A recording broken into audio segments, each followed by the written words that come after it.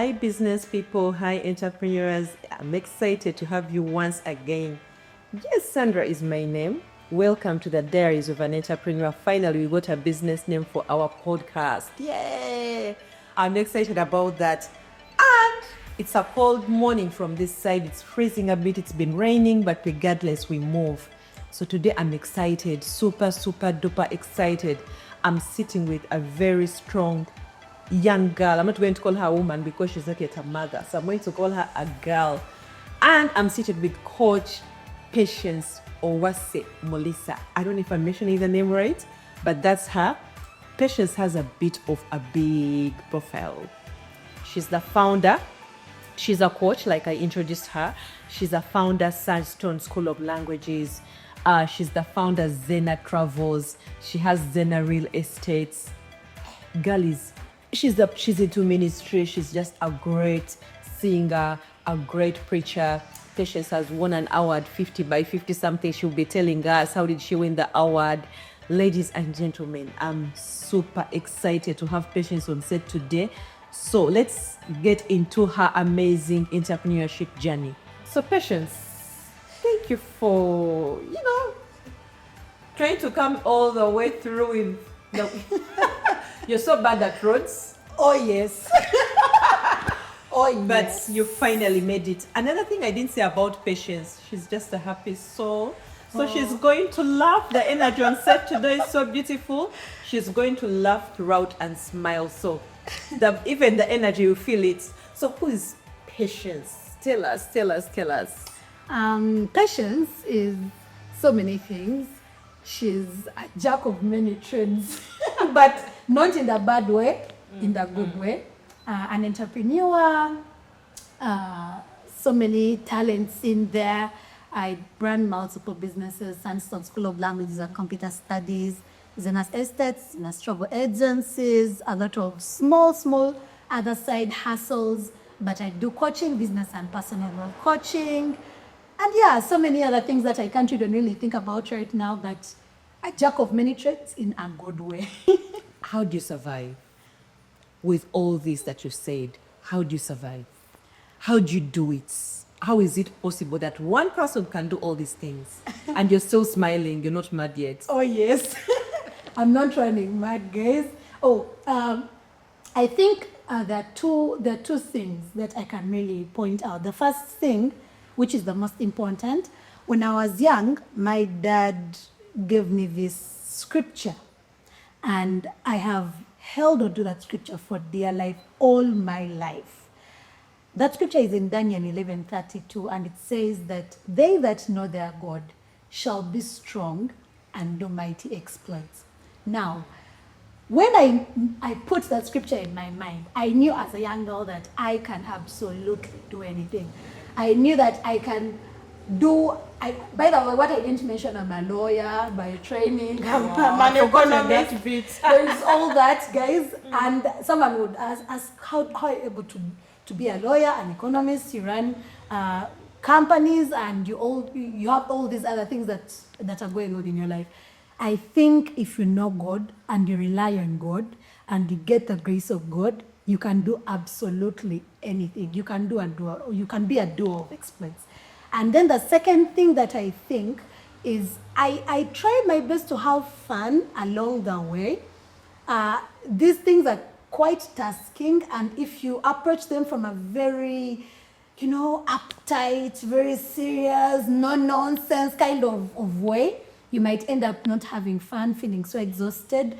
While I'm teaching, while I am coaching, while I'm running very many businesses, I'm sure to have fun. So it keeps me that mood of I want to go back and be the following day because it's fun at the end of that day. So yeah, I think those are my two secrets. I love the verse that you just shared. And if you're out there, I think it's a verse that you also need to adopt, because take it like a revelation. Patience, what's the story behind your entrepreneurship journey? What made you wake up one morning and you're like, you know what, maybe I'm a lawyer, I'm all this, but at the end of the day, I want to walk this journey of being an entrepreneur, because it's not easy. You could have chose to go to courts and put on the suits and, defend us and all these things, but you're like, no, despite this, I need to go down the road and run all these multiple companies? What's the story behind it? Well, circumstances, I should say. I was an entrepreneur way before I was a lawyer. Oh, I became an entrepreneur at the age of 18 years. wow. I started a school at the age of 18. I want you to take that in. I had to take that in. Till this time, I just can't believe that was even At possible. 18, weren't you a student yourself? Now, I had just come out of my high school, right? And the moment I came out of high school, one thing that I know about myself is I cannot be the kind that sits in an office and does a 9 to 5. That I knew because I can't sit in one place. I just have that nature that I'm up and down at all times. So when I knew that about myself, at the age of 18, I get this idea. I used to live in a place where there were so many Eritreans. But even before I got to the idea, what I said in the beginning, that circumstances, I grew up in a family where, like many Ugandan families, my mother was the sole breadwinner with the home. And there was a lot of struggling at home. And one of the things that I was told was, we're going to help you till senior 6, and that was going to be a big struggle till senior 6. But after that point, you're going to have to Survive on your own. survive. If you want to go to university, It's on you. figure it out, right? And I always dreamt of being a lawyer. I used to watch those movies. There's this movie called Storm of a Paradise. Now in Storm of a there used to be this very nice lawyer. He was called Nicholas. Nicholas was those Spanish, very handsome, very well put together lawyer. And that really inspired me. I was like, I want to be a lawyer sometime. And when the time came and my parents told me, you know what, we're not going to support that dream because we're not in position to do that, I just knew I had to fight. I had to fight through it. And that's how I started to look around my community. I see so many Eritreans and I'm like, something can come out of this. These people need English. They used to come to talk to us, ask for directions. They need medical help. They need whatever it is, but they just don't know how to communicate. And I was like, I was really good at English. And I was like, I can start something. I started with homeschooling, just knocking on people's doors. I just had a pen and my head. So you showed up. Yes, a pen and my head. I tell someone I teach English. If you want me to teach you, let's get in touch. And one client became 2, 2 became 3, 4, 5. The room was filled and I didn't have enough space to contain clients. I hired a small room, and just like that I started the school. Now Sandstone School of Languages educates thousands. Over the past 9 years, we've educated 20,000 refugees in Uganda. Well done, well done, well done, well done. Thank you. Wow. How has entrepreneurship shaped you from the struggle to now all that experience that you just mentioned? How has it shaped your life? One major thing about entrepreneurship, when I was starting, it was all about myself. I had a burning desire to become a lawyer. I knew I had to fight through it. And I just wanted money to go through school. So it was all about me. But along the journey, I get to learn that the real core underneath all that making money and doing all these great things lies a desire to not just make money for you, but to impact the community around you. I ended up at a place where many of the decisions I make right now as an entrepreneur are to be that one entrepreneur that does or changes or transforms, even if it's just one person in my community, even if it's a group of people in my community.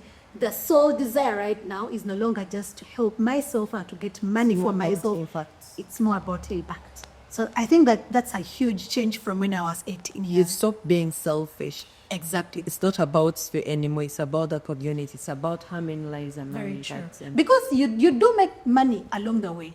You make the money, you collect loads. I started to do so many things that were way above my peers at a very young age. I had so many achievements that could only be gotten with money. And you make the money, and at the end of the day, you're like, you know what?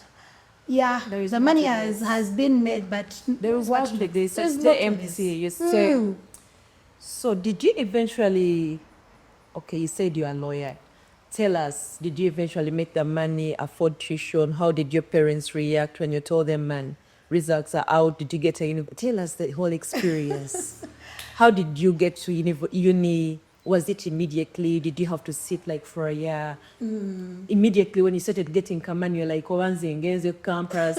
Like, tell us your from Serious 6 to where, to the time you become a lawyer. Okay. How did it go? Well, from senior 6, like I said, I get to Mother Canada to fight through my education. Then I look for an opportunity that can make me money, and I find Sandstone as, back then it was called Uwase School of Languages. It just rebranded to Sandstone. So when that happens, I start Uwase School of Languages as it was then. I start to look for opportunities to apply to universities. I always wanted to go to Makerere because my father told me he wants me to one day be in Makerere. And yes, we don't have the means, but he wanted me to be in Makerere. And of course, I applied. And you know, Makerere has this pre-entry exam. Yes. I sit for my pre-entry exam. Now, coming from senior 6, I used to be not just a very stubborn student, but I was actually the brightest in class. I am stubborn. I was a very, very, very bright student. And of course, I topped my...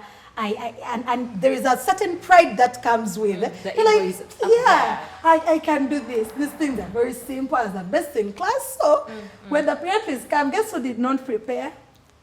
It's called the ego was there. Because I thought The false it's going pride. to be a very smooth, journey.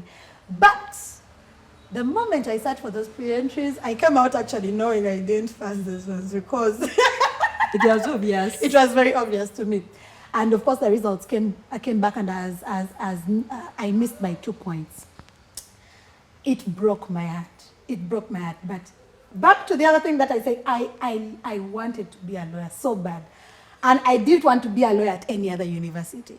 I said, it has to be Makerere. I have to be through Makerere. So I decided to wait. Wow. I decided to wait for the next intake. In the meantime, I talked to a friend of mine who was already a lawyer from UCU, so he was already practicing. And he told me, while you wait, you can do a diploma at LDC. Yeah. So I do that. I join LDC, I do the diploma, and by the time the diploma was done, the next intake for Makerere was open. And the diploma was a success. I had a first class, and I moved to Makerere. So when I moved to Makerere, I think it was 2018 now, right? I am doing the diploma. I was growing my small business, still joining Makerere and growing my small business. Now, all this while you're paying for yourself. I am paying for myself from the point I got out of SS6. Every single thing, be it not just tuition, but even just general livelihood. From transport to go to the university, to they asked for so many pamphlets. Everything was on me. And of course, the source was this small business that I had started. In 2018, joining Makerere, everything was very good. And being the spontaneous person I am quite the spontaneous type. I know. I can just wake up in the morning, I'm like, I think tomorrow I should be in the US. I just have that very... entrepreneur. Yeah, the mind is always racing. It's What's always next? racing. What's next? Yeah. So that nature in me, I wake up one day, I think it was end of 2018, I'm like, I want to do two courses at the same time. And remember, this was a degree. It's a degree, you're paying for yourself. Paying You're for not scared of that. I'm running my business. You're running a business. You're not scared of where is the money going to come from. I am not scared. There's something about me in that randomness. I sort of lose a little bit of reasoning. I start to be like, you know what? I'm not going to overthink. provision will come along that way. We will see. Let's We'll just figure get it out. started. Yes. And just like that, I get to a point where I say, you know what do I want? I loved economics. As much as I loved law, I also loved economics. I loved so many things. And I just wanted... You still love so many things. I still love so many things. Yeah. Yes. So I say, you know what? I'm going to take up another degree. 2 degrees. Wow. At the same time, 2019, I take up economics. Different universities. Makerere University, Kampala University. I am running my business. I am doing law. I am doing economics. I was actively serving in ministry at church and so many other things. I'm trying to understand that the verse really works. Yes. Like the sufficiency is there, but how? How? How are you able to do that? Okay, now this is how it happened. Just run you through my week. I used to have law school classes from Monday to Friday. And during that time, in my year, Makerere had the option of evening classes. So we would start our first class at 5. The first class would start at 5, it ends at 7, the second class from 7 to 9. That was Makerere for law. Now, what would I be doing the first part of that day? Running my business. I ran the business from very early in the morning. I would be at my business at around 6:30. And I ran everything till like 4, and then I take a border quickly to Makerere. That is Monday to Friday. Then, Kampala University for Economics, I took up that weekend program. So, Saturday and Sunday, I do economics. I first go to church And serve. and first serve. My classes would start mid-morning till evening. Wow. So I first serve, then I go to class mid-morning till evening. I do that again the following week. What excuse do you have, Vanage? What excuse do you have? What is holding you back? It's able to multitask. It's very, very, very, you're able actually to do it. Yes. So let us stop this whole sales pitted thing and, get to nap it and get running. The world is not waiting for anyone. Patience. Did you pass?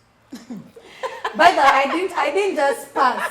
The thing about my education, I didn't just pass. All through my education, I've always been doing very well. I didn't just pass. I passed with flying. You excelled. I excelled. People thought that, hey, okay, there's this saying of when you do so many things at the same time, something has to suffer. Well, that is true. And I will tell you some downsides to what I did. But when it came to my education, I made sure that is not where it suffers. Let it suffer somewhere else, not here. You excelled. I excelled. What was your parents' reaction towards all this? They're like, okay, now as we are unable, but our little girl is out there, paying for 2 degrees. Well, first of all, my parents, my mother is a fighter. The character that you see in me is exactly like my mother's. No, good education, nothing, but that woman has fought through life. So there's a part of her that she could understand what is going on. She could relate. She was like, keep fighting. She could see herself in me, right? So she could relate. And there was not a lot of explaining to do with her. She was just supportive. Anytime I needed encouragement, things would hit me so hard, I just ran to her. I'm like, Do you have siblings? yes, I do. How has this, what you've gone through, because it feels like, wait, are you the firstborn? No, I'm not. I'm somewhere in the middle. What you're doing is a syndrome of firstborn syndrome. It's firstborns who are always everywhere trying to get things there, la, la, la, la. But if you have siblings, people who are, below you, how has this, your journey, your aggressiveness, how has it affected them? Because at times, our siblings look up to us. Yeah. How has this affected them? Well, my siblings, now it goes back to character, right? My temperament allows me to be the kind of person I am. You will be shocked. My siblings take life in a very calm way. And somehow God finds them and makes them excel in that calmness. It's very interesting how God creates us very differently. I am the only very, aggressive character. Among us. We are three children. So I have an elder sister, Joanna, then I am in the middle, and then I have a younger brother, Elijah. But Joanna is very calm. She takes things simple. She just doesn't fight with life. Things will work out. And that has actually worked out for her. Elijah, he has a little bit of me, but very subtle, and a little bit of, Joanna. And I see elements of Elijah, of me in Elijah, because as he has grown up, when he came from school, he was in boarding school. He came to me. I was picking him up from his exams. They were done with exams. He told me, so I want to also start a business. And now, yes, I could tell that he has been watching. I want to start a business, and I have something that I have put together to save. This is a child that has been in boarding school. Wow. I'm like, what do you have? I thought it's going to give me like 100K. We top up, and aside from that, the boy gave me 800,000 Ugandan shillings. Wow. When he was in boarding, He was saving seriously. he had 800 Ugandan That is shillings. someone who knows what they really want and they're a bit desperate for their future. Exactly. And he watched me fight through getting to my dreams. Have you helped the little boy start their business? Of course. Yes, I have. What is he doing? What is He he up to? started a brand. It's a clothing brand. It's called Culture. And Culture is a clothing brand that is meant to serve. Elijah, Yes, please. I told him I'm the marketing manager, so he has to give me money. But Culture, basically, he looked at the need. I told him, he used to come and ask me so many business questions. So how do you start it? I told him, look at the needs in society. What problems are people facing? And he comes to me, he says, because we are Christians at home, we have a Christian background. He says, many young people of my age love God. And they want to be able to participate in this spreading the gospel thing. I think I've seen something like that on either TikTok or somewhere where they're putting on branded shirts They with have the verses. yeah. I think I've seen. I thought it Exactly. was. Actually, I didn't think it was Ugandan. I thought it was somewhere in East Africa or somewhere West Africa, and they were My doing friend, that. this is a young I 22-year-old. saw that somewhere on TikTok. Yes. They have He has like a TikTok page. They have like verses. Yes, branded. It's meant, basically what he's saying is that young people want to spread the gospel, but they are afraid of standing on the road and shouting and preaching. But how can I help them get to spread the gospel in things that they like? Young people like fashion. So how about someone wears a shirt that preaches Christ? And that's how he started his I business. love his mind. He's doing kingdom work. I love his mind, and I know he's going to go very far because he's Exactly. doing. Actually, that's a kingdom business. It if you is. say. It is a kingdom Wow, business. so proud of him. 22 years old. So proud. And they are 22 years old. They are sleeping, eating, scrolling. scrolling. Their lives are. Anyway, this is the channel to be. Better subscribe. I'll be bringing you amazing speakers like her because at times we think these things are impossible. They are not doable. But if someone is telling you they've come from, I don't want to call them the rugs, but they've come from those humble But they are. beginnings. And they've been able to educate themselves, and they've made you people. Patience is. You should give us a few pictures of your school, and then we are able to put them in the video for people to really understand what we are talking about. Yes. And this is not like a motivational speech or what. No, it's reality. Someone has basically lived through it, and it is possible for you to do it. But only if you have God. If you don't have God, sorry. Yes. So patience. We are looking at Sandstone School of Languages, but I understand that there are several other businesses that you run. Yes. Tell me about those businesses. The Sandstone School of Languages, which is oldest, 9 years now. However, there is Zena's Estates. Zena's Estates, it's a real estate company. We have several real estate related ventures within that. Of course, the obvious goes without saying, buying and selling of land and properties. But We also have other smaller ones where you can support if you don't want, if you can, you're not ready to buy land. At least you can stay in an Airbnb once in a while. You can have girls get together.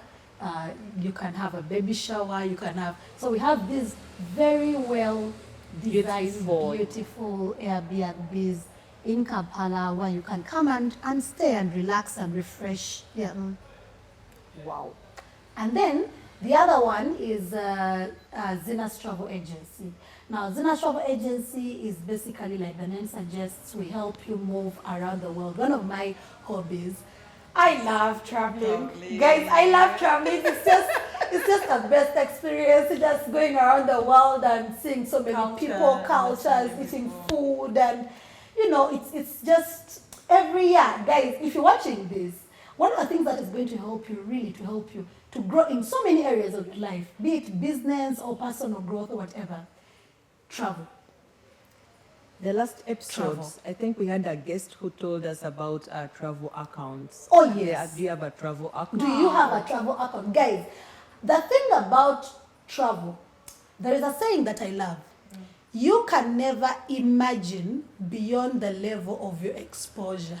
Tell it to them, repeat it. You can never imagine beyond the level of your exposure.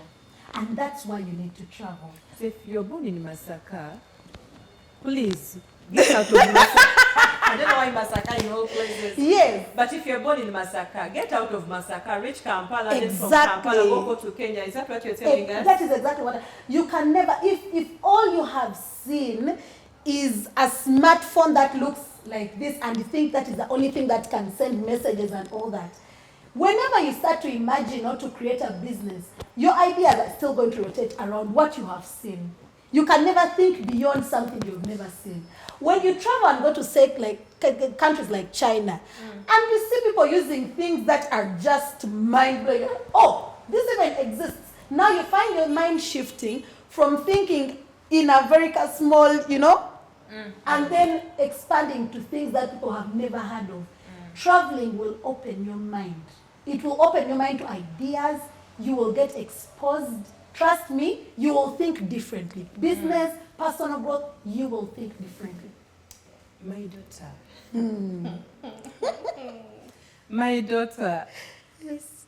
She's making 12 soon. At 12 years, she's going to China, because she says she loves China's technology. Then she will be in China for 2 years. Then after 2 years, she's going to Korea. Then after Korea, 2 years, she goes to Japan. I don't even understand what her choice of countries I'm yet to understand. Exactly. And then at 18, she's staying in New York because that's where there is tax. I looked at her, she's like, I can't be in one place. I have to see the world. And that is so Zena's travels one, your offer.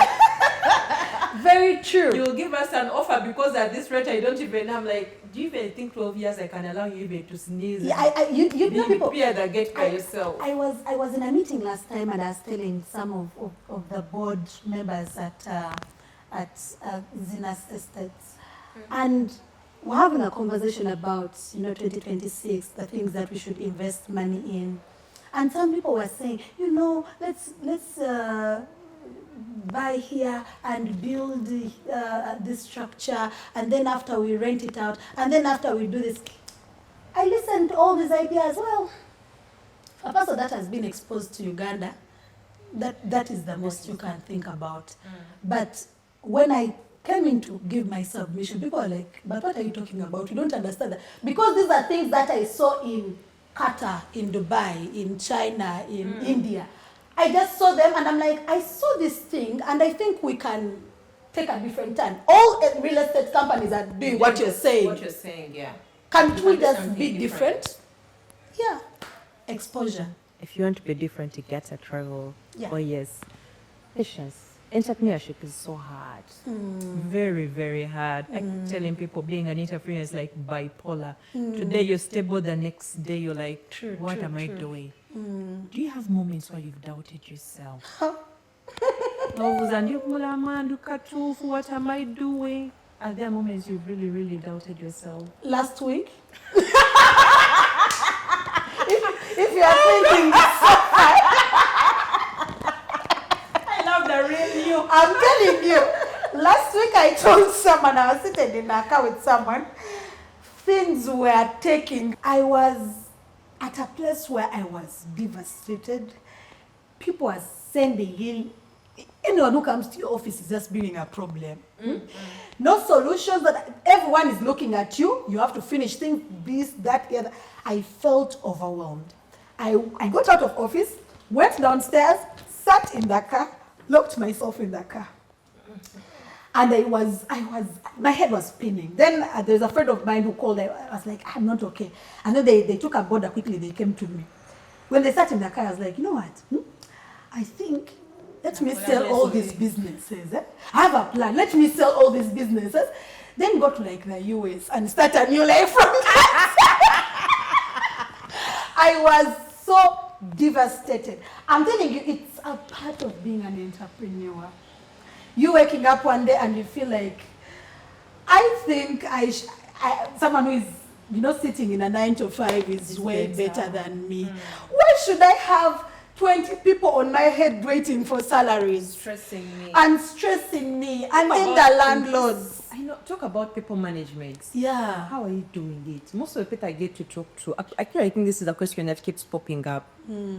How are you able to handle, when you say more than 20 people, and these are not people that you're dealing with in a one-off, it's daily. How is it going for you? People there's one thing I can say, there is not one formula to managing people. It comes with experience. It comes with learning a bunch of things. You get back on track. But one thing that has worked for me personally as an entrepreneur is to separate, to draw clear boundaries between, I am a friend to the people that work at my businesses. One of the things that I don't want to be that kind of boss that is up there and not relatable and all that. I am not that kind of person. We do sit from the top managers to the janitors. We sit, we laugh, we go out, we have fun, we do all these things. But when it is time to mean business, we can't be playing. Boundaries are set. Boundaries are very, very clear. There is a situation that taught me about boundaries in my entrepreneurship journey. Tell us, teach us, share. So I used to have, this is back then when I was doing law and economics at the same time. I used to have these employees that I treated so much like sisters. And it's okay to love someone, right? We used to work together every day and I loved them so much. I used to treat them like sisters. And for some reason, there was a time when law school got a little hectic and also economics at the same time, concurrently they got hectic. And of course, my hours at law school, so at the business cut down. I would just come quickly, just look around, then run. And every time we would meet, we would just, laugh, talk, go through whatever has happened, and then you go back to business a little bit when I leave, right? So it was hard for them, I think, to draw the boundary. Who is the boss and who is the friend, who is the sister, who is the... And some of them I used to work with, to go to church With them. Exactly. So there came a time when these people started, I noticed a subtle change. But I was patient with it because I knew I was going to get done with law school very soon and I would get back to their business. I was not worried. Little did I know that so much was happening in the background without my knowledge. The day I came back to my business fully, now I'm done with law school, I'm done with economics. The following day, none of them showed up. Wow. They ran. Why? Tell us. The obvious. They had stolen money over time. In that, the Baganda call it Kubalat. Oh, time for what? High five for doing what? Oh no, but there was we went and removed money and we bought cake because no, it's okay. taking things very lightly.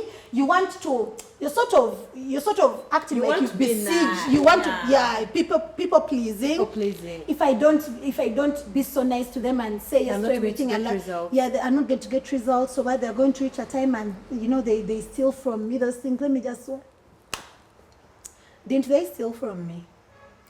Not little money. By that time, my business was not as big as it is today. So I find out they had stolen over time, of course, about 76 million.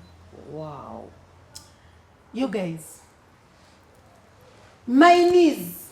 Started I could shaking. not feel my knees. I just fell down the moment I found out. I received paper. They did not show up. That prompt, I was like, what has happened? Numbers off, everything off. My dear, I ran to the homes. And they're like, they shifted yesterday. What? Even I think they did like a plan, and it had like a time, limit. They had time frames and they knew your plans. They knew my plans because I would tell them everything.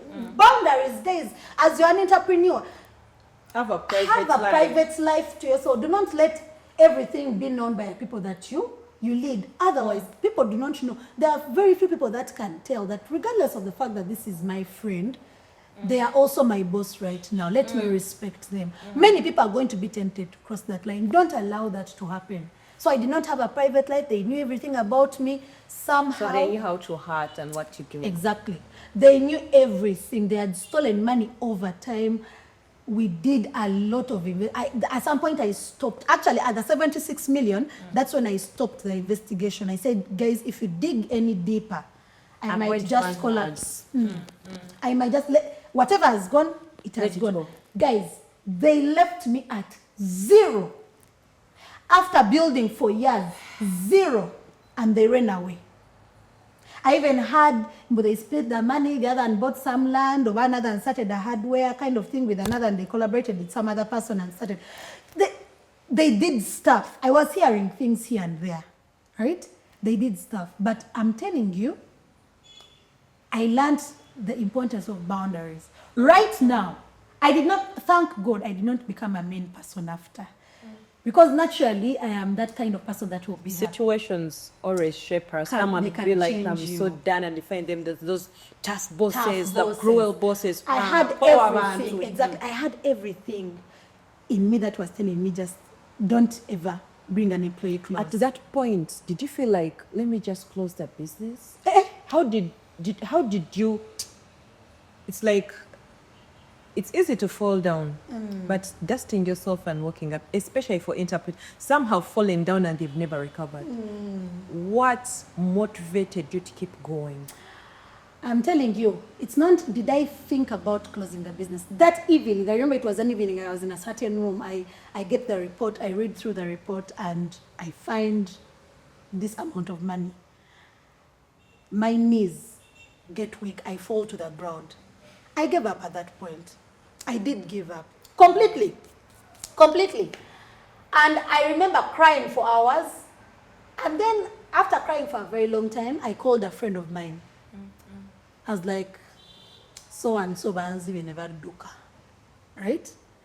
They come rushing to the place.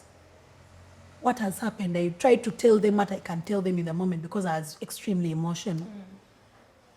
They're like, I'm done with the business. They're like, what do you mean you're done with the business, my friend? We understand you're devastated. You can cry all you want, but there is not being done. There is not being. I was like, guys, for me, I don't care what you say.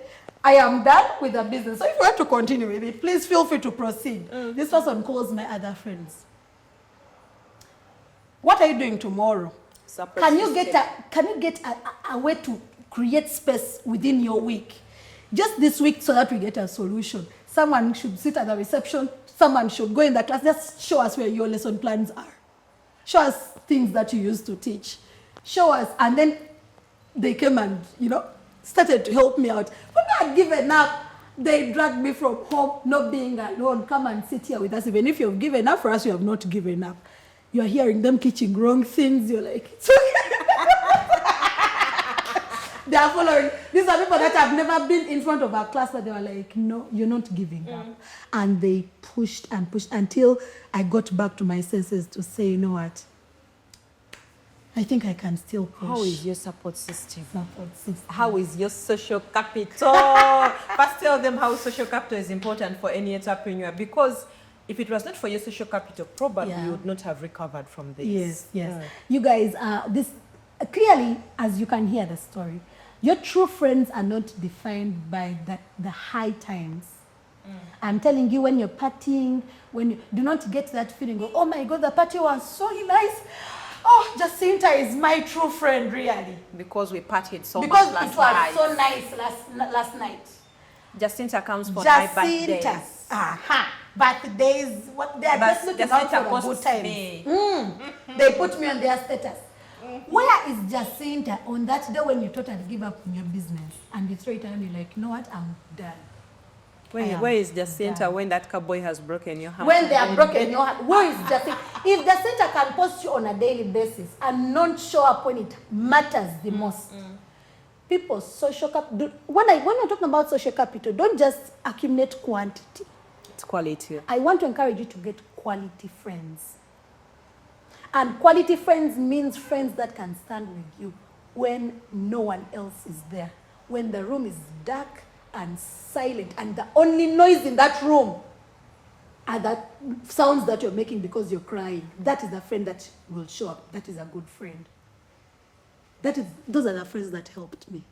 Wow. Sandstone friends. Not be there. Let's be there. I gave up. But I just want to speak into what Patience just said. I've seen many people, actually many entrepreneurs have lost their businesses. True. In that way. People, you entrust someone and someone actually wants to take you back to the village. Just so last week I was interviewing someone, my business, yagenda mutaka nisi mechinya nikigenda yo negenda yo. You're getting it. But it was because he hired a wrong manager. Actually, he says that he hires other people that are always trying to throw them under. But there is somewhere in the Bible where God says, if he cannot trust you with one man's, I don't know what that verse is, but if he cannot trust you with one man's something, he's not going to trust you with your own because you're not trustworthy enough. So you may steal from someone's business and you're going out there, you're thinking, oh, I'm going to make it. There is no blessing in that. And chances are that for you, when you fail, you see that for them, they said they failed. She failed and today she says she's, I think like 20 times, 30 times better. So much better. But for you, you may fail and we shall bury you. I'm telling you. The moment you try to steal. This advice goes to both the people that steal from businesses and also the people that run the businesses where people steal from. Now, for the people that steal from businesses, I'm telling you for a fact, when you steal the money. You do not steal the brain that made the money. Vision. Yes. And that is the problem. When these people stole from me, they thought now it is what? It is done. Little did they know. By the way, I rose up in the shortest time possible. There is when after that point of giving up, the point at when I came back, I was furious.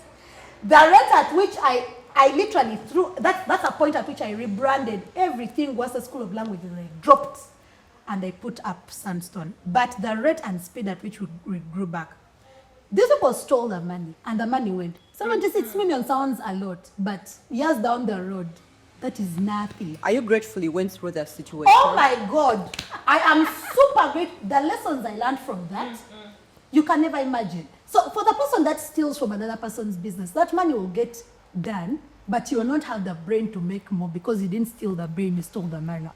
And that's foolish at the end of that day. And of course, you carry a curse. That goes without saying. You go with a curse.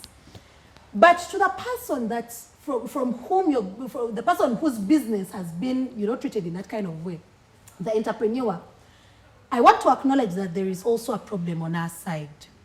And there was a problem on my side during that time. A big one. That's why I said the multitasking had a downside to it. I handled so many things in the moment, and of course something had to suffer. Which was my business had to suffer. And then also, we ignore the power of systems in a business, entrepreneurs. Talk about that deep. As an entrepreneur, you think it is a good thing for you to be everything to your business. You are the receptionist, You are the accountant. You enter the class and teach. At the end of the day, you clean the place. You are the janitor. Like, how many things are you? There are no systems. The excuse is for many entrepreneurs, I'm a startup, I cannot afford. Now, you see, I understand why you are. That's where I want to start from. For a person who is just starting and you think it's very expensive to do these things, I do understand where you are. However, do not ignore assistance 100% in the name of I am still a startup. You might not start as a big company is right now, having these many departments with heads and then assistants, but you can surely start somewhere, right? But do not ignore the power of separating where their systems, they are clearly, separated, and one system feeds off the other, one is answerable to another. You can, you minimize a lot of funny behaviors going on in your business. For me, I ignored that. The person that was doing my accounts at that time was also a teacher. And even me, I was partly helping her with our accounts, and I was also the manager, and I was the director. I was a teacher. Sometimes I would do reception work, sometimes I would clean. You're everything to the business. And then even the people that you're bringing into the business, you're giving them 7 different roles. 7 different roles. They're doing so many other things together with whatever you employ them to do. That is dangerous. Please draw clear systems, clear lines. This is finance. You do finance. You finance. You have to report to this one. You have to get instructions from this one. Clearly drawn systems. You will avoid a lot of things. Right now, after learning that lesson about systems, I went back to the drawing board. I restructured everything. Everything. I did my organization structure from scratch. I didn't even rely on what was existing before. I did everything from scratch. Right now, last year I was in 5 different countries. I was away for months. I'm telling you, my business ran very well. We came back, everything was balancing. I was not receiving those calls all the time. Now this one, after this one has poured here water. Then as a director, what do you have to do with water that has whenever poured down? You have other important things. So systems give you the ability as if you're doing so many things at the same time, as an entrepreneur, your role is not to be all over the place. You have to set aside time where you think and you sit and think. Strategic decisions. Yes, set some strategies. You think into the future. How is this business in 2050? How is this business? How are we going to go global? But if you're cleaning in the evening, then in the afternoon you're washing utensils. Then after you also handle customers. Then you count the books. When are you going to get the time to set that special time to think, strategize? Be creative with your business. You're not going to get that time. You're going to be all over that place. So set systems. Hey, there's something, when you talk about setting systems, there is something I would want you to speak into. The separation principle in the finance aspect. Most of the times, we the entrepreneurs, business money is my money. My money is business money. You're getting that kind of thing. How much did we make today? 1 million. First give me 500k, I'm going out with my friends. First give me 500k, my child needs school fees. First give me 500k.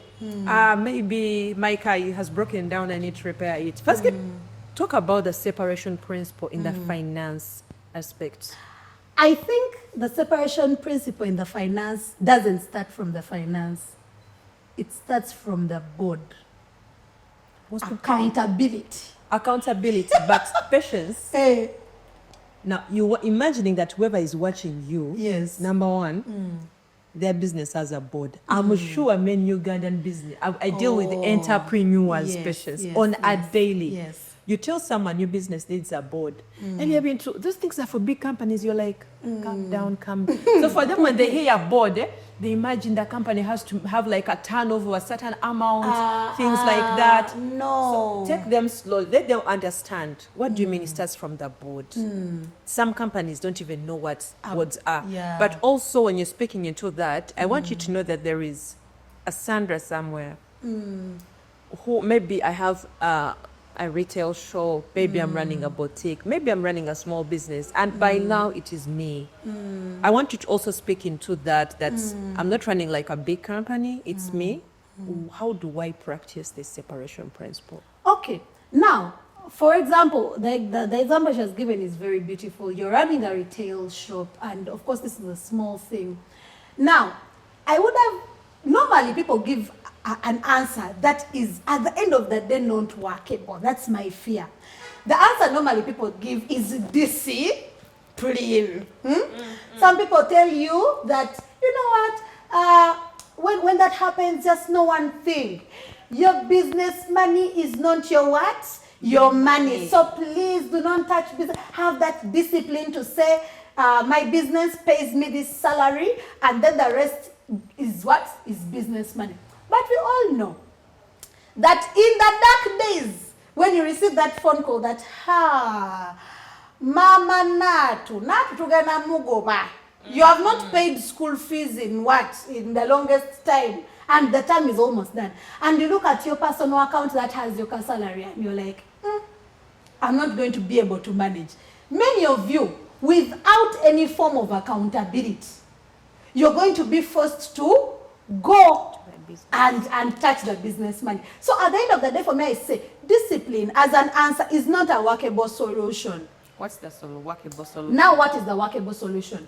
When people hear that board of governors or board of directors, they tend to think about it like this big thing. And in these big companies, it's a huge deal. Why? Because these people are paid big sums of money, these people are land people, this one. All that is very true. However, you can start, board means accountability. Let me start from there. Board basically means people that are going to hold you accountable so that you do not cross the line that you should not cross altogether. Now, who says you have to have a board to begin with, a board that is paid? Even if as a retail shop, the retail shop that you have two responsible people in your life. You can have two responsible people in your what? Your life. You know, I have my sister. You have a retail what? Business. You're not able to pay someone, right? You're not able to pay people to sit on a board. Start with people who are willing to help you to be accountable at a voluntary basis. Get someone that you know, that you can trust, someone that will not cross the line, someone that you actually fear co. When you do funny things, you fear doing those things because you know they will come for me, right? Get those people. Start with, even if you start with 2 people, you don't have to first give them titles, because some of you fear these things because you think, board has to have titles. That board, this one is head of what? See what? See. All those people that have the C's that sit on the board. You get scared. You're like, I cannot do these things. They're complicated. You don't have to start from a complicated part. Board basically means accountability. So if you're still at a low whatever as an entrepreneur, you can start slowly. Get people who are able, even if it's 2 people who are able to hold you accountable. Those people, put them in a position to hold. Don't get people who are below you. And then you are like, they'll tell you, be like, is it your business? Get people that you actually respect. Or inachi. Don't get such people. Get people that are above you, and when you do something stupid, they can speak into you and you actually feel like you are moved. You understand? So from that point, as you're getting them, don't relax. Start there, but don't stop there. Start to learn about these things of boards. Even when you are small. Not for you with your business. Yes, today it's small. Do you want it to be small 10 years from now? That's the question. So why are you dodging the whole board thing? You can start small, we have not refused, but do not dodge the topic. Go and study about boards. What is a board? What entails a board? How can I start my own board? Patience. Yes. You know why I'm laughing? Yes. You said, for if you want to stay small forever, 10 years, this you want to be the same. Patience. People do not have visions. Someone's vision does not go beyond their nose. People do not have. Because what plan do you have for you? People do not have strategic plans for their businesses. People do not have, I don't want to call them vision boards, but they do not have like a map for their businesses. Of in 2026, I'll be in this small studio. 2027, the studio will be looking like this or like this, or we shall be going live and broadcast. people do not have visions for their businesses. So as you're asking, do you want to stay small for the 10 years? People don't actually plan. You are living hand to mouth. Double Z, we call it double Z. Zenkola, Zendia. Hand to mouth. People, that's a very dangerous thing, by the way. And I think that's what contributes. Uganda is one of the most entrepreneurial countries in the world, but why are most companies not growing? We have very many small things. You know, last time when we were in India, we were in India and we had traveled. And we were looking at how those businesses thrive 3 generations, 4, 5, 10 generations, 20 generations later. Our business is still thriving. I'm going to use an example that's apologies. But when you look at recently in the papers and everywhere, 3 years down the road, 2 years since Aponya died, everything is being recalled and taken back. The good thing is, Uganda, we may be that entrepreneurial country, the most leading and what in Africa and the world, but our businesses, because we do not plan for them, because we don't have strategic plans for them, because we don't have the map, your vision is in your head, you refuse to put it on paper, so that even if your son and daughter came to read, they will know that actually this is what actually daddy wanted to do, this is what actually mommy wanted to do, this is what my sister's dream was. So when you're gone, like no one says, no, there's no board of directors to know that actually this is how we can continue. This is how we are going to continue, because there is no board of directors, no strategic plan, no accountability partner. So that day Nakanchako dies like this, the business dies with her. Even the big businesses we hear about, like how possible is it that the whole estate of Aponi is in the news being dragged? And it's a sad state of affairs. It's a sad state. You know, after the energy this man puts. The Bible is very clear, and I'm sorry to bring up the Bible for. No, you have to. It teaches me a lot of things personally. Where there is no vision, the people perish. It's very clear. You cannot have anything in your life. Let's step out of the area of business. What is the vision for your relationship? That kind of relationship you have with that boy. The tables are shaking. What is the vision? Because some of us tend to think of vision as something so corporate. So everything in your life should have a vision. Everything in your life should have a vision. I'll repeat it the third time. Everything in your life should have a vision. Whatever you're running right now, even if it's your education, what is the vision? Where do you see yourself 20 years from now? If you do not have that, whatever you're doing is going to perish. You're going to be like Uganda, which has the title, but when you come on ground, no results. Best entrepreneur country, where are the results? Wow. Where are the results? So without a vision, and now, the other thing that you've talked about, where you say, you have the vision, it is in your head. Habakkuk 2:2. Write the vision down, make it plain and clear. So that what? So that whoever sees it will run with it. The vision is bigger than you. You sekanjako and nakanjako. You are too small a being to carry whatever vision it is. You are very small. That thing has to go beyond you. It has to impact nations. Now, how are we going to know whatever it is that you put in place to impact nations if it is not written anywhere? You don't have a vision in my head. Not in your notebook. You do not even tell anyone about it, for it's in your head. It will perish. It will perish. And that's why they don't even have boards. Because to begin with, even the first thing you don't have is the vision. You don't have a mission. You don't have core values. You're just moving as the waves take you. When the waves throw you the other side, you go. When they take you this side, you go. And that's a very dangerous state of affairs. You have to have a vision. Even if you are small, for visions, you have no excuse. Even as an individual in your personal life, I keep telling people it's not just a vision. You sit with someone, you're like, so what is your theme this year? Those things are for churches. I'm like, so why does your church have a theme? Your business does not have a theme. You as an individual, what is it that you want to see change in your life? Is this a year of rebuilding, restructuring? Is this a year of taking off? Is it? Otherwise, you're going to find yourself, because you have no theme, For you, you are standing in January, February you are sitting, March you are running, April you are hopping, June you are, like you're doing so many things at the same time. What are you doing? You're all over the place because there is no vision. People, even if you are small, people use excuses on board of directors. But even if you are small, even, by the way, did you know that even in your personal life you need a board of directors? Even in your personal life, there is a whole topic about that. You need a board of directors, people that are going to hold you accountable, right? So, vision, even if you are small and you're running a retail business, even if you don't have a business right now, you have no excuse for not having a vision.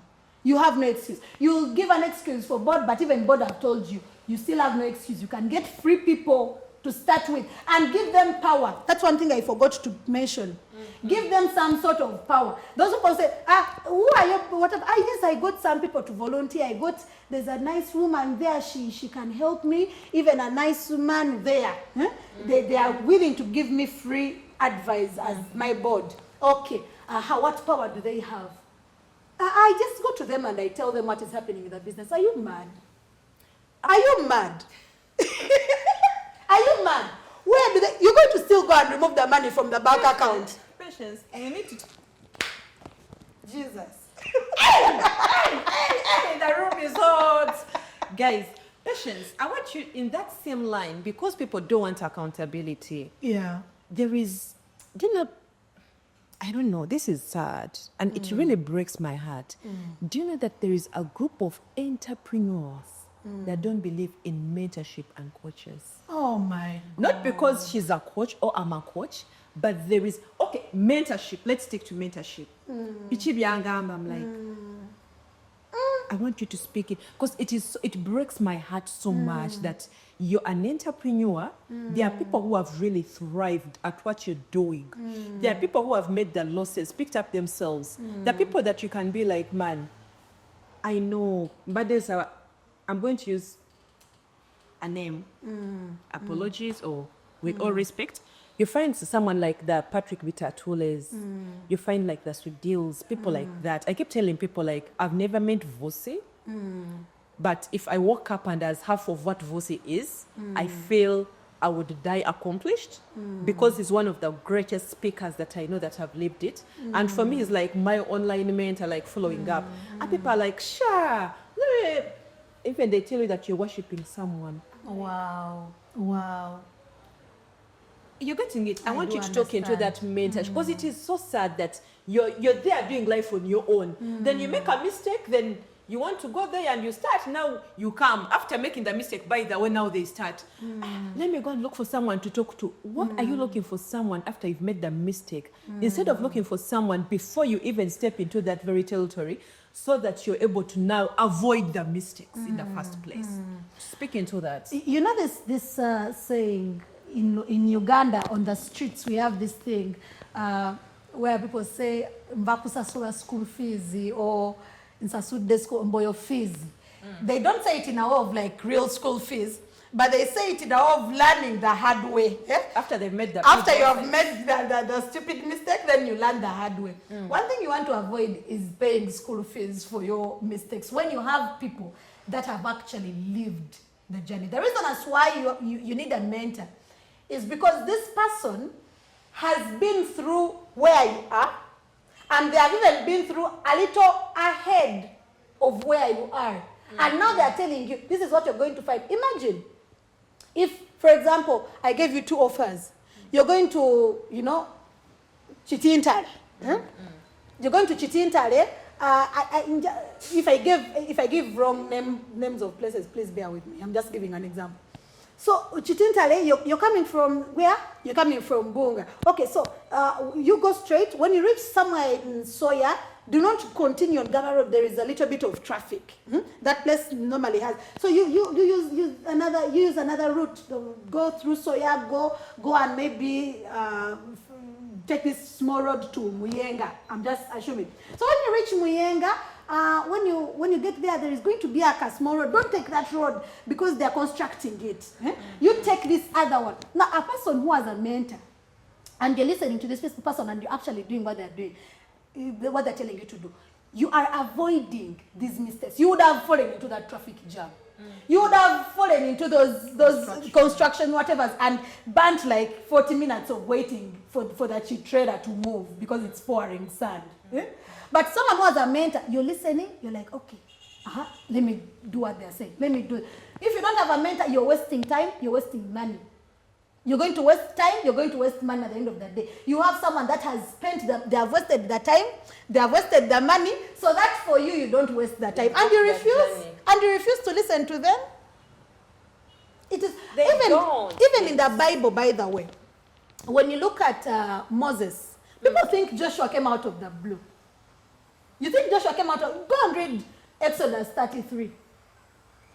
Exodus 33 will show you Moses was having an encounter with God. But right after that encounter, Joshua was somewhere there. Joshua was moving behind Moses to see what is he doing. What is he doing? By the time his turn came, he had learned. He knew everything about leading the Israelites, how stubborn they were, how to deal with them, what to do and what not to do. Why? He fed off this guy's what? Mistakes. I think it's the same for Elisha and Elijah. Exactly. Elisha. So many examples. Why wouldn't you have a mentor in your life? Do you want to spend the same amount of money they spent while making the mistakes? Would you rather waste the same amount of time? When I started my money learning business, I got mentors. They told me what to do, they never listened. Oh yes, now there's that part. There are those ones who love mentors on paper. Yeah, and I would ask every day, they were telling me what to do. I swear they would tell me I would do Z. Guys. For me, it is my journey. Their mistakes are their mistakes. My journey cost me, this school fees, I almost put a rope in my neck. Exactly. So mentorship is not a luxury. Exactly. Mentorship is a must. It is a must. Actually, when I said even in your personal life you should have a board of directors, one of there are about 9 categories. One of them is a mentor. Someone who is ahead of you, a mentor. There is an encourager, there is a challenger, there's a whole list of that. We won't go into that, but one of them is a what? A mentor. A mentor. Patience. I love the fire. I love, guys, patience has really talked here a lot. Patience, you've won an award. Are you 30 yet? No, I'm 27. Oh, you're giving up. I put the age on social media every birthday. I say I'm 27 years. I just made them. And 27 years you've won, and you've done so many things, and we really thank God for your life and what He's doing in your life. By the way, when Patience won an award and they called her on stage, she asked people if they knew Jesus Christ. Come on. That was so bold. I like the fact that you're so loud about your God. Oh yes, I am. You're so loud about your God. I am. Tell us about an award. Tell us what prompted you to step down on that stage in Dubai last year, November? It was October. And then ask people if they need Jesus Christ as their Lord and Savior. But it's just being real. I could stand there and say, my mother did it. But would I be telling the truth? No. I could stand there and say, I had some rich guy who put... Do I have that rich guy? Do you have a sugar daddy? Do I have a sugar daddy? No. I just have to be honest with them. And I know people are very skeptical on such things. They sent me an email. They told me, so the Female Founders Initiative in collaboration with the UN Women has selected you as one of the most entrepreneurial women in Uganda. Your businesses have impacted several people and we want to give you an award. Come to Dubai, right? I am thrilled. And many people are tempted. Many of us say, my God, when you're still down here. The moment they give you a platform and now you have the ability to stand amongst thousands of people all around the world, I don't know where the cowardizing comes from. You shrink, you start to... But I tell you one thing that I vowed to God. You remember when who was it? Was it Jacob? That chapter that talks about the dream that he had when he got the dream angels coming up and coming down.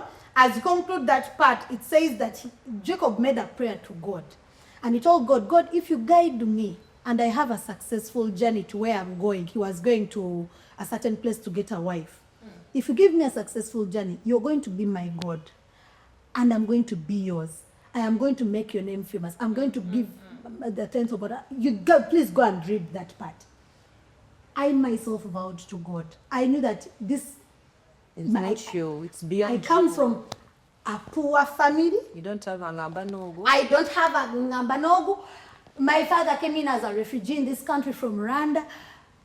I don't have anyone. And I told God, for me, God, if you make me successful, even if they put me in the White House, even if I stand before kings and presidents and all the rulers of this world, I'll tell them Jesus is Lord.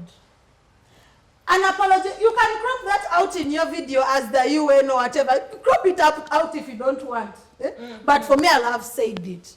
I stood on that pulpit, they did not expect it, and I told them, yes, my story is this, that, and that, but I tell you, ultimately, the only person who is responsible for this success is Jesus. Take it or leave it. Surprisingly, people were in shock. People came to me from all around the world, and they were so impressed. They were like, how are you able to speak about Jesus? Man, I know where he has brought me from. I cannot take. I've seen myself dying. I've seen in that business, they almost bewitched me and I died because of money, looking for money. If it were not for Jesus, wouldn't I be in the ground 6 feet under? Why wouldn't I stand in the multitudes of many people and say Jesus is Lord? I was bold to say that. I'm asking for people out there. What role? I don't even know how to phrase this question, but okay, is Jesus Christ, is the Bible, Jesus Christ, the Bible, God, and this whole salvation thing so critical in business as for actually not in business, but for any entrepreneur out there? Because you're trying to wind up, guys, because there are people, apparently, last week, Basula Musabo, their mouth moving naked, and they believe that our ancestors speak about that, are protecting us. Now, the first statement I'm going to say is business is spiritual. And this statement has nothing to do with either you're serving God or Allah or Jaja Mwanga. Business is spiritual. You just have to choose which side of the spirit you're going to fall under. I pity a person who wakes up every day to open their business and say, let us just start, without subscribing to the ultimate spiritual power. Do I have to remind you that the person next door, the next door, next door, before they opened, they came, they entered, they locked the door, they first shook their what? They first shook and they burnt some incense. Let me tell you, every business is under certain spiritual power that is guiding it. Every business. We went to India. You are with me. Every business that we would enter, there would be a form of God that they have put there, and there is an incense burning. In Uganda, someone wakes up, either they put a mat down and they start bowing to Allah, or another one is going to get insasi and what is this thing called, the pipe? Nyindi. Emili. Every person in business is let them not lie to you. There is something that they are subscribing to. Something is giving them the power that it is giving, that they are having. Something is giving them the customers that they are having. Something is giving them. Now, the problem is most of these things that are negative, like sorcery and things like that, have negative repercussions at the end of the day. So, the most dangerous thing to do is to be somewhere in the middle. For me, I don't fall in God, but I also don't subscribe. For me, let me enter and make my money. You are there. As others are subscribing to whatever forces they're subscribing to. The day the devil will get you, he will hit you. Zebandoga. In business, they bewitched me. I'm telling you, my business from the time it started, that is the first thing I made a vow to God to. I said, God, every day this business opens up, even if I'm not there today, they have to wake up. The first thing, before you touch a student, before you touch a rag to mop, please go down on your knees and pray. We first read the Bible and we pray. That thing has happened for 9 years. The people who have employed, you can come here and testify. There is not a single day. If you are someone that is out there watching and I've ever employed you in my businesses, come and testify. There is not a single day we ever went without praying first and reading the Bible. When the attack came, my neighbor was a sorcerer. She was running a real estate business. Wow. She put things on my business. I touched things, I skipped things. You people, some of you keep saying the devil doesn't have power. And I want to say God has the ultimate power. But do not undermine that the fact that the devil also has power to do things. God at the end of the day is victorious, but the devil also has power to do things. They bewitched me. You see these hands of mine? That doctors will tell me, do this, this. I could not. These hands, they joined. They swelled so much, they joined like this. They would carry me. For a very long time. I would sleep. When I sleep, I cannot turn until someone who is in the house thinks about, hey, Patience is in the bed. I have to help them turn. Then they turn me. I was like a dead person, just breathing. Because someone brought the ultimate kind of witchcraft. But because we prayed. You guys, we prayed. Diaries, look at your pictures. I think I saw them around. By the way, we're going to fan and Enoch with Suli. Because exactly. When you look at those pictures that Patience is talking about, I think I've got a chance to look at them and it was bad. Apologies, but you didn't. It was so bad. You guys, people see me in our villages and they're like, you are still alive. For us, we thought that you died, they buried you and they came. You are still alive. They bewitched because people subscribe to different authorities. So what I'm telling you, if it were not for the prayers that would make every day, I would be dead. Someone was beating me because of business. Meanwhile, we're going to different business. But it happens every day. That it's what Patience is saying is the real world, and she doesn't even have to emphasize. And the bottom line is, you either pray or leave. It is up to you. Exactly. If you're somewhere in the middle, you're dead. Because even the Bible doesn't want to look on people. We've talked about business altars. It's become a song. So if you don't have a business altar, if you're not paying your tithe, busy with you. When the devourer comes. Guamani, Patience, as we wrap up, in a few minutes, what has been that biggest entrepreneurial mistake you've made as a business woman, as an entrepreneur? The biggest business mistake you made? Lack of systems. Lack of systems. And I've given a background story. And then also not separating myself, my money from the business as early as possible. A lot of business money ate into my personal money, and a lot of my personal money ate into my business money. And that happened for a very long time. And when I realized the power of separation, like, this is business money, your business has to pay you a salary. A definite salary. Not the salary that changes every month. Today they're giving you 200K, tomorrow because things have been good, let it be 500. If it's 200, even if you make 100 million, 200. Wow. Patience, thank you so very much. Guys, we need Patience in part 2. I think next time what we are going to do is that we are going to come to your premises and we shoot from come, maybe we would go and we shoot from her place. I would love Tell us that. about what Sandstone School of Languages does and where are you located? How if someone is out there and they're interested, how can they be a part? Sandstone School of Languages, like the name suggests, we offer linguistic and digital skills. So we teach people languages. Right now, the languages are English, French, Swahili, German. And if you want homeschooling, we do that. If you want group learning, we do that. If you want private, just one-on-ones, we do that as well. We're located along Gaba Road next to Shell Bunga. The building is called Karole Arcade. The building up, down, Sandstone School of Language is all over that building. So you will not get lost. That's what we do. Zena's Estates, We sell, buy properties, and we also have Airbnbs. If you want to rest, want to recharge, we're there for you. And then as Zena's travel agency, you want to book your tickets, you want to do your visa, you want to book accommodation, we do everything travel and tourism. Yeah. All the contacts will be put and part of the videos will be put, so you can always reach out to her.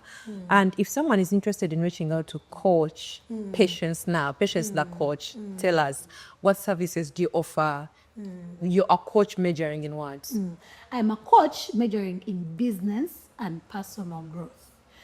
If you want to reach out to me, right now there is a website that has actually come up. Oh, yeah. And we are still uploading some more content on it because you're going to be having courses, you're going to have materials, resources on that website. You will be able to access all my services as a coach on that website. But for now, as the finishing up the uploading, you can always contact me on 0773 244 671. That's my MTN, it's on WhatsApp. And if you want to use Airtel, 0708 068 662. Or you can email me at uwasepatience@gmail.com. All right, I always give an opportunity to my guests to ask me just one question. I've asked several questions, so now it's your turn, just one. What's your dream destination? Yes! Do we have to be serious? Does this have to be serious? I know, I feel you. My dream destination. They keep changing per my Oh my God! Every day my daughter has something new that comes up, so she keeps corrupting my mind. But Jamaica. Oh, why Jamaica? I feel they are very happy people. Oh, yes. They have that joy, they are happy, they're out there basically just living their lives. And I would want to go to Jamaica. Wow, beautiful, Jamaica. beautiful. So you're going to ask these guys to subscribe. Guys, ask them to subscribe as we wind up. Exactly. So you guys, this content is content that can help you. It can save you a lot of mistakes. You can get to learn from different people's experiences. Chiamba gwe basically. So Subscribe na Chiamba. please subscribe to this channel, like the videos, comment, tell us what you want us to bring up the next time you watch. It will be very helpful for you to get what is actually suited for your needs. But subscribe, because there is no other way you're going to get a notification that something has come up unless you subscribe. So please subscribe.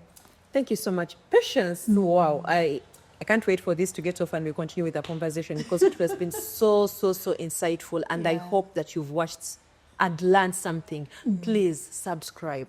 And also, if you're looking for the best photographer in town, someone to do your weddings, Kwanjula, what are they called, birthday showers, or even a podcast or something, man, there is someone called the Lens Doctor. But there is someone called the Lens Doctor, the person that is behind this beautiful podcast. He has an amazing work. You can go out and check out his, what are they called, social media handles. Yes. We are dressed by Nita Fashions. Oh, yes. If you're looking for nice clothes, Nita Fashions is a place to go. Chireka Junction Mall, F14. Until next time, please do not forget to subscribe. May the Lord God bless you and keep you. Thank you. Amen.